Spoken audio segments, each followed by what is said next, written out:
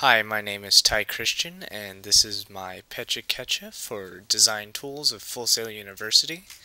I wanted to present for my project the history of zombies in gaming, starting with the origin of zombies to the most modern day zombie game.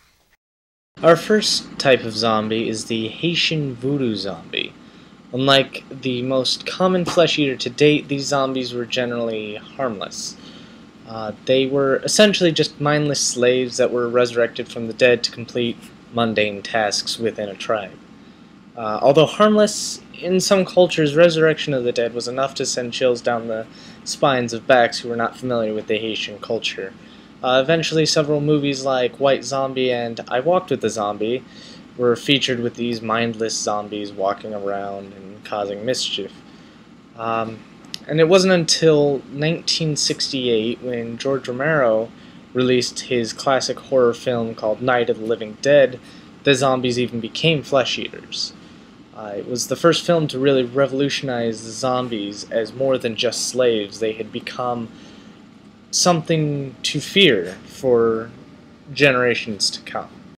After George Romero's successful movie, other mediums began to adapt this new culture that had been spreading like a virus. Michael Jackson took advantage of this newfound horror and used them in his music video that everyone knows as Thriller. He took something scary and made it fun for some, and it began to revolutionize zombies once again.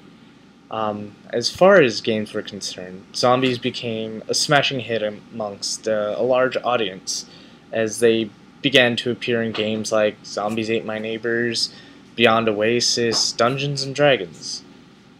And they just posed as a basic obstacle that everyone was familiar with. Even popular games like Final Fantasy had turned zombies into the most basic encounter. Every encounter, these zombies were typically the flesh eaters that George Romero had created.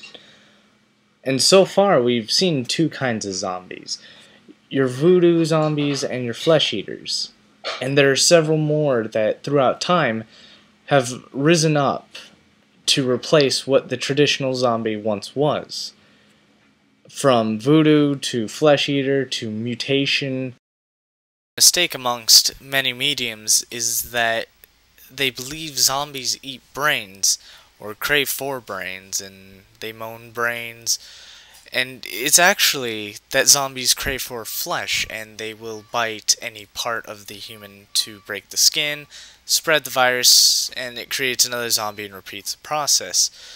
And no matter what zombie you discuss, whether it be traditional or modern, they all eat flesh. And Resident Evil was a series of games that took that and created one of the greatest survival horror games based in, at first, a mansion filled with flesh-eating zombies. And Resident Evil would take it another step by mutating these zombies into a whole new level. And Dead Rising took that into a different direction, allowing the players to have fun without the gloomy setting by using anything as a weapon, such as novelty items or such. But then you have games such as Left 4 Dead that have taken Resident Evil's mutation along with Dead Rising's comedy and combined them, creating a long series of mutated zombies and adding in a commentary that would allow the player to enjoy comedic relief along with the serious and gloomy setting that zombies set for every game. Then Left 4 Dead would also go to inspire Call of Duty Black Ops to performing the same thing, a zombie first-person shooter that would incorporate a very funny commentary from the avatar the players control to the serious and destroyed world around them. And once again, Call of Duty took zombies one more step further by hiding Easter eggs within the terrain that the player is able to explore and hide a story for them to uncover while fighting a large amount of zombies that progressively get harder. Therefore, progressively gets harder to even discover the true story behind all the zombies. And with all these additions, it's hard to keep up with what zombie is going to come out next, what's going to be the next change. And that change was actually Dead Island, the most modern zombie game to date. It had changed zombies so much. They were no longer zombies other than their looks. They were agile, they acted like people. In fact, they even fought like trained fighters. And it's times like this where zombies begin to branch out in so many different directions, we almost just can't classify them all as zombies, other than for the fact they all look like dead people.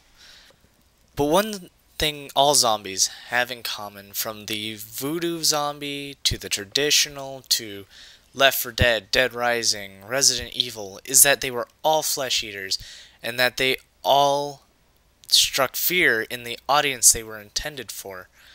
Therefore, even as they continue to change, they will always remain the same flesh eaters as the traditional zombie has been to this day.